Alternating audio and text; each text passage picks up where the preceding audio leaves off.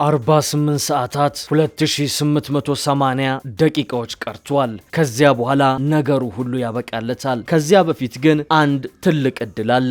ኢስላማባድ ወገቧን አስራ ኢራንና አሜሪካን ደግሳ እየጠበቀች ነው። ኢራን የፓኪስታንን ድግስ ገፍታለች። የአሜሪካ ባለስልጣናት መገኘትም ገና አለየለትም። ትራምፕ ከ48 ሰዓት በኋላ ኢራንን ለማጥፋት እየዛቱ ነው። ቴሄራን በበኩሏ አዳዲስ የጦርነት ካርዶችን ማዘጋጀቷን ይፋ በማድረግ ሚሳኤሎቿን ሟሸች ጠመንጃዋንም እየወለወለች ነው። ተኩስ አቁሙ ሊያበቃ የቀረው የሁለት ቀን እድሜ በመሆኑ እስከዚያው ስምምነት ካልተደረሰ መካከለኛው ምስራቅ በታሪኩ አይቶት የማያውቀውን ከባድ እልቂት ቀረሽ ጦርነት ያስተናግዳል። ትራምፕ ያ እንዲሆን አልፈልግም ቢሉም ከኋላ የሚገፋፉት ቤንጃሚን ኔታንያሁ ቢቢ ግን ተኩስ አቁም ባይደረስና ጦርነት ቢጀመር ፍላጎታቸው እንደሆነ በርካታ የአሜሪካ መገናኛ ብዙሃናት እየዘገቡት ነው። የኢየሱስ ክርስቶስን ሐውልት ያፈረሱት የእስራኤል ወታደሮችም ከረቡ በኋላ ጦርነት ይነሳል በሚል በተጠንቀቅ ሆነው ተዘጋጅተዋል። የመካከለኛው ምስራቅ ውጥረት ከዲፕሎማሲያዊ ዛቻ አልፎ ወደ ቀጥተኛ ወታደራዊ ፍጥጫ ተሸጋግሯል። በተለይም የአሜሪካ ማዕከላዊ እዝ ሴንትኮም ኤፕሪል 20 ባወጣው አስቸኳይ ወታደራዊ መግለጫው የአሜሪካ የባህር ኃይልና ልዩ የማሪን ጦር በአረብ ባህር ላይ የምትንቀሳቀስ አንዲትን የኢራን ግዙፍ የጭነት መርከብ ላይ ኃይለኛ እርምጃ መውሰዱ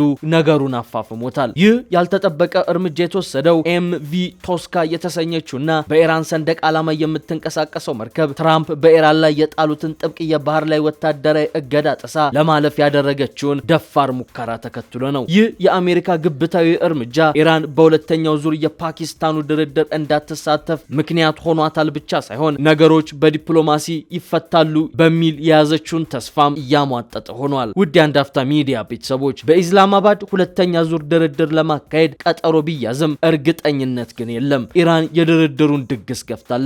በዚህ የቴሄራን አቋም የተበሳጩት ትራምፕም ኢራንን ለማጥፋት ሙሉ ዝግጅት ማድረጋቸውን እየዛቱ ይገኛሉ። እነዚህን ጉዳዮች በስፋትና በጥልቀት እናነሳለን። እንደተለመደው ቪዲዮን ላይክ አድርጋችሁ በመጀመር ጥቂት ደቂቃዎችን አብራችሁን እንድትቆዩ ግብዣችን ነው።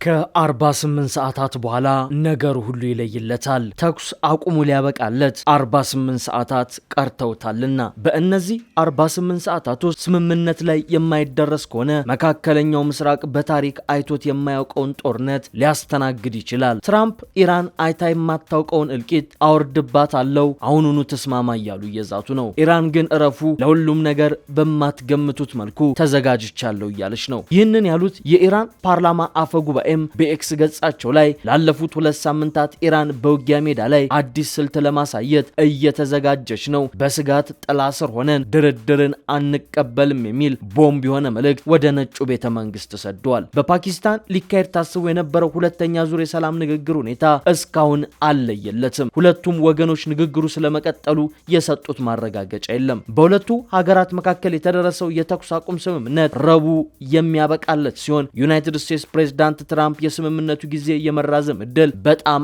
አነስተኛ ነው የሚል አስደንጋጭ ንግግር አድርጓል። ምክትል ፕሬዝዳንቱ ጄዲ ቫንስ ማክሰኞ ዕለት ወደ ኢስላማባድ እንደሚያቀኑ የአሜሪካ መገናኛ ብዙሃናት በስፋት እየዘገቡት ነው። ቴሄራን ግን በኢስላማባድ ለሚካሄደው ቀጣይ የድርድር ዙር ምንም አይነት እቅድ የለኝም እያለች ነው። የኢራን ባለስልጣናት ስለ ንግግሩ እስካሁን ሲሰጡት የነበረው ምላሽም ይህንኑ የሚገልጽ ነው። ኒውዮርክ ታይምስ ግን ሁለት ከፍተኛ የኢራን ባለስልጣናት ነገሩኝ ሲል ባወጣው ዘገባ ኢራን ከአሜሪካ ጋር ለመደራደር በዛሬው ዕለት ወደ ፓኪስታን ዋና ከተማ ኢስላማባድ ልዑክ ለመላክ ተዘጋጅታለች እያለ ነው። የኢራን ፓርላማ አፈ ጉባኤ መሐመድ ባጊር ጋሊባፍ በድርድሩ ላይ እንዲገኙ የታቀደ ሲሆን ይህም የሚሆነው የአሜሪካ ምክትል ፕሬዝዳንት ጄዲ ቫንስ በስብሰባው ላይ ከተገኙ ብቻና ብቻ ነው። ይህ የሁለቱ ወገኖች የከፍተኛ አመራሮች መገኘት ውይይቱ ምን ያህል ወሳኝ እንደሆነ ያሳያል። ቀደም ሲል የኢራን የውጭ ጉዳይ ሚኒስቴር ቃል አቀባይ ድርድር እንደሌለ አስታውቀው የነበረ ሲሆን የኢራን አቋም በድንገት መቀየሩ የክልሉን ውጥረት ለማርገብ የተወሰደ የእርቅ እርምጃ ተደርጎም እየተወሰደ ነው። የተኩስ አቁም ስምምነቱ ሊያበቃ የሁለት ቀናት እድሜ ማለትም በሰዓታት ካሰላ ነው 48 ሰዓታት ብቻ የቀረው በመሆኑ በኢስላማባድ የሚደረገው የድርድር ጦርነትን ለማስቀረት የመጨረሻው የሰላም መስኮት ተደርጎ እየታየ ነው። በእንዲህ መልኩ ኢስላማባድ ላይ የሁለቱ ከፍተኛ ባለስልጣናት እየተጠበቁ ቢሆንም ትራምፕ ግን አሁንም ዛቻቸውን እየቀጠሉ ነው። ኢራን እስክትስማማ ድረስም በሆርሙዝ ላይ የጣልኩትን እገዳ አላነሳም ምን ታመጣላችሁ ብለዋል። ነውጠኛው ፕሬዝዳንት ከአንድ ሳምንት በፊት ጀምሮ ተግባራዊ ያደረጉት እገዳ ኢራንን ሙሉ በሙሉ እያወደመ ነው ሲሉ በትሩዝ ሶሻል ማህበራዊ ገጻቸው ላይ አስፍረዋል። ትራምፕ ለጥቀውም አገራቸው ጦርነቱን በብዙ መልኩ እያሸነፈች ነው ሲሉ እንደተለመደው ያሸንፈናል ዜማቸውን ለቀዋል።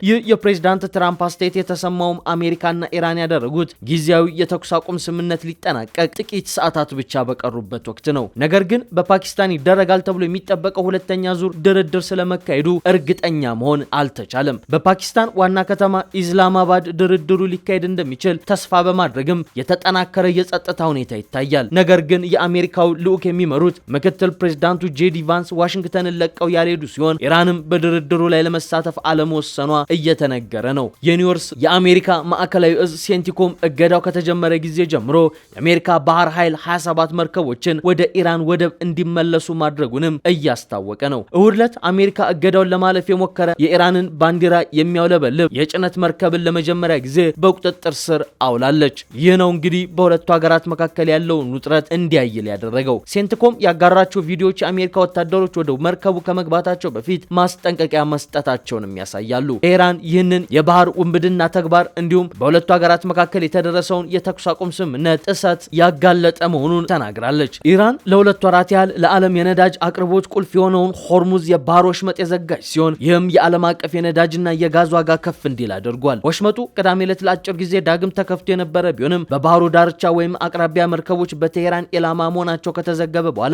በፍጥነት እንደገና ተዘግቷል። ትራምፕ ኢራን ጥይት ለመተኮስ ወስናለች ካሉ በኋላ የተኩስ አቁም ስምምነቱን ሙሉ በሙሉ መጣስ ነው ሲሉ ኮንነውትም ነበር። ኢራን አሜሪካ ወደቦቿን መዝጋት እስክታቆም ድረስም መተላለፊያውን እንደምትዘጋ ይፋ አድርጋለች። ቴሄራን ልኡካኗን እንደምትልክ ለማረጋገጥ ፈቃደኛ ባትሆንም አሜሪካና ኢራን ሁለተኛ ዙር የሰላም ድርድር እንደሚያካሂዱ የሚያሳዩ ፍንጮች ግን አሉ። በዚህ ወር መጀመሪያ ላይ ከተደረገው የመጀመሪያ ዙር ውይይት በኋላ አሜሪካ ምክትል ፕሬዝዳንት ጄዲ ቫንስ ኢራናውያን የእኛን ነጥቦች ለመቀበል ፈቃደኛ ሊሆኑ አልቻሉም ሲሉ የኢራን ውጭ ጉዳይ ሚኒስቴር በበኩሉ ዋሽንግተን የተለጠጡ ፍላጎቶችና ህገወጥ ጥያቄዎችን ከማቅረብ ተቆጠብ ሲሉ አስጠንቅቀዋል።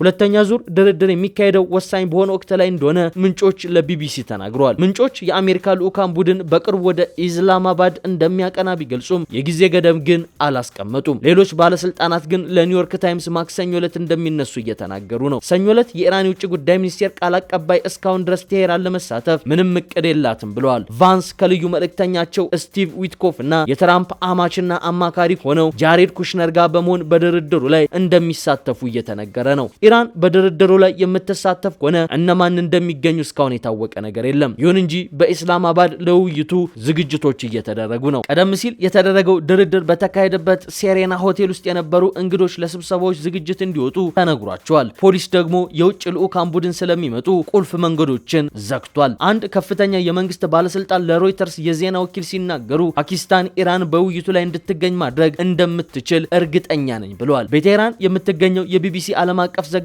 ሊሴ ዱሴት ለሬዲዮ 4 ፕሮግራም ስትናገር ሁኔታው ሊተነበይ የማይችል ቢሆንም ውይይቱ የመካሄድ እድል አለው ብላለች። በዲፕሎማሲ ውስጥ አንድ ህግ አለ፣ ይህም የሆነ ነገር ለመፍረሱ ተጠያቂ የምትሆነው አንተ መሆን የለብህም የሚል ነው ስትልም ትናገራለች። ጄዲ ቫንስ ኢስላማባድ የሚገኝ ከሆነ ኢራናውያን አለመገኘታቸው በጣም ከባድ ይሆናል ስትልም ታክላለች። እናም ፓኪስታናውያን ሁለቱም ወገኖች እዚያ እንደሚገኙ ለማረጋገጥ ደጋግሞ ስልክ እየደወሉ ይመስለኛል፣ ምክንያቱም ቦታው ዝግጁ ነው፣ ጸጥታ ሁኔታዎች ተሟልቷል፣ የተደራዳሪ ቡድኖች መምጣት ብቻ ነው የሚጠበቀው ስትል የቢቢሲዋ ዘጋቢ ከስፍራው ተናግራለች። እንደሚታወሰው የመጀመሪያው ዙር ድርድር ያልተሳካባቸው ዘርፈ ብዙ ምክንያቶች አሉ። ንግግሮቹ ምንም አይነት ስምምነት ላይ ሳይደረሱ ነበር በወቅቱ የተጠናቀቁት። በወቅቱ ስምምነት እንዳይደረስ ካደረጉ ምክንያቶች መካከል የኒውክሊየር መርሃ ግብር አንዱ ነው። አሜሪካ የ20 ዓመት ሙሉ እገዳ እንዲደረግ ስትጠይቅ ኢራን ግን ለ5 ዓመታት ብቻ ነው የምስማማው ብላለች። በተጨማሪም የበለጸገ ዩራኒየምን ከአገር ማውጣትን ኢራን እንደ ቀይ መስመር ቆጥረዋለች። አሜሪካ የኢራንን ቀጠናዊ ሚና ማለትም ሊባኖስ፣ ሶሪያ፣ ሆርሙዝ መገደብ ትፈልጋለች። ኢራን ግን ይህንን አትቀበልም። ሌላኛው የእምነት ቀውስ ነው። አሜሪካ ከኒውክሌር ስምምነቱ በአንድ ወገን በመውጣቷ ምክንያት ኢራን ጥልቅ አለመተማመን አድሮባታል። በሁለቱም ወገኖች ያሉ አክራሪዎች ማንኛውንም አይነት ስምምነት ውድቅ እያደረጉ ነው። በሆርሙዝ ወሽመጥ አካባቢ የሚታየው የወታደራዊ ግጭት ስጋትም እንደቀጠለ ነው።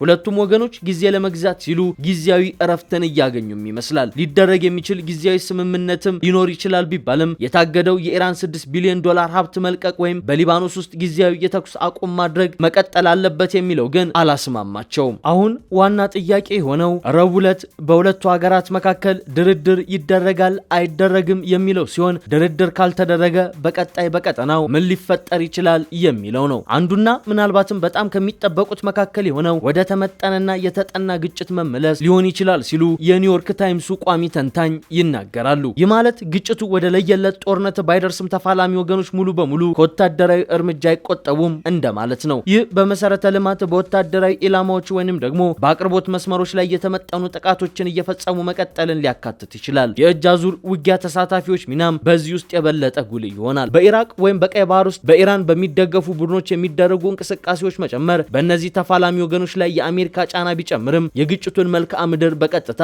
ሊያሰፋው እንደሚችል ይገመታል። አንዳንድ ተንታኞች ይህንን ሁኔታ የእጅ አዙር ጦርነት ወይም ፕሮክሲ ዋር ብለው ይገልጹታል። ሁለቱም ወገኖች ወደ ሙሉ ጦርነት ሳይገቡ አማራጮቻቸውንና ግፊት የመፍጠር አቅማቸውን ተጠቅመው ሌላኛው ወገን ላይ ተጽዕኖ ማሳደር ይፈልጋሉ የሚሉት ደግሞ ሐሚሬዛ አዚዚ የተሰኙ የዋሽንግተን ፖስት ጸሐፊ ናቸው። የተኩስ አቁሙ ከተጣሰ ኢራን በአጋሮቿ በተለይም በየመን አዳዲስ እርምጃዎችን የመውሰድ እድሏ ከፍተኛ እንደሆነ ይገመታልም ይላሉ። ይሁን እንጂ ይህ ሁኔታ ያለ አደጋ የሚሆን አይደለም። ውጥረቶች እየጨመሩ ሲሄዱ የስሌት ስህተት የመከሰት እድሉ ይጨምራል። እናም ሁለቱም ወገኖች ወደ ለየለት ግጭት ለመግባት ባያስቡም አንድ የተሳሳተ እርምጃ ግጭቱን መቆጣጠር ወደማይቻልበት ደረጃ ሊወስደው እንደሚችል በርካቶች ስጋታቸውን እየተናገሩ ነው የሚገኘው። ከዚህ በተጨማሪም ቀጣይነት ያለው የባህር ላይ እገዳም ተጠናክሮ ሊቀጥል እንደሚችል የሚናገሩ ተንታኞች አሉ። ትራምፕ የባህር ኃይላቸው ወደ ኢራን ወገቦች አስገብተው ሆርሙዝን የዘጉ ሲሆን ይህም የኢራንን አቅም ለማዳከም የተወጠነ እቅድ ነው። ምናልባትም እስከ